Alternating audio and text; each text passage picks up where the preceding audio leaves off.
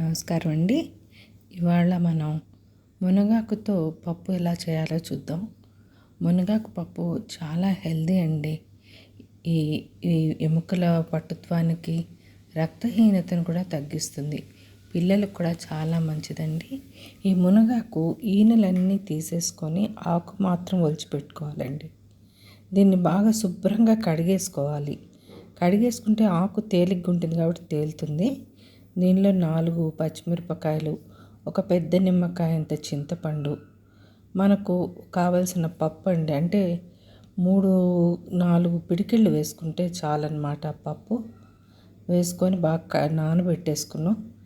ఇప్పుడు ఈ మునగాకు ఉంది కదా, అది తేలిన మునగాకుని తీసేసి ఇందులో వేసుకుందాం. అంటే చెత్తా చెదారం అంతా కిందకి వెళ్ళిపోతుంది. ఈ ఆకుని మనం సన్న సెగలో బాగా ఉడకనిద్దామండి.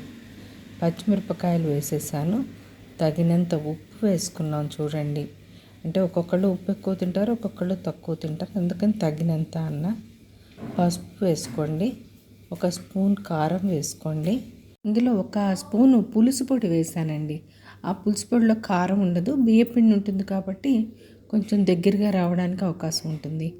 ఇంగువ కూడా చూసారు కదా, 4-5 పించులు వేసుకున్నాను.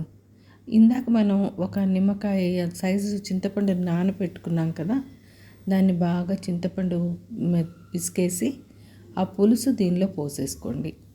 ఆ పులుసు పోసేసుకున్నాక అది బాగా కుత్తమని ఉడకాలి. నానబెట్టుకున్నాం కదా ఇందాక పప్పు, ఆ పప్పుని బాగా కుక్కర్లో 4-5 విజిల్స్ వచ్చేదాకా మెత్తగా ఉడికించండి. అది మెత్తగా ఉడికిందో లేదో మనకు తెలిసిపోతుంది కదా. బాగా గరిటతో మ్యాష్ చేసుకొని ఇది చూసారా, బాగా ఉడికింది, కుత్తలాడుతుంది. ఇప్పుడు ఆ పప్పుని, మ్యాష్ చేసిన పప్పుని ఇందులో పోసేసాను అనమాట. పోసేసినందువల్ల మనకు మొత్తం కలపడమే ఇంకా పని. మొత్తగా కలిపేసాను. ఇంకా బాగా ఉడకనండి. ఈ పులుపు దిగుతుంది. ఇందులో ఈ మునగాకులో ఉన్న విటమిన్స్ అన్నీ ఈ పప్పులో దిగుతాయి. తర్వాత మనం తిరగమాత, ఆవాలు, నూనె ఎక్కువ వేయకండి, కొంచెమే వేసుకోండి. ఆవాలు, మెంతులు, ఎండుమిరపకాయ మాత్రం చిన్న చిన్న ముక్కలుగా కట్ చేసి వేయండి. బాగా మెంతులు ఎర్రగా మారాలి. ఇవి ఆవాలు కూడా చిటపటలాడాలి. ఇప్పుడు ఈ పప్పులో వేసేస్తున్నాం పోపు.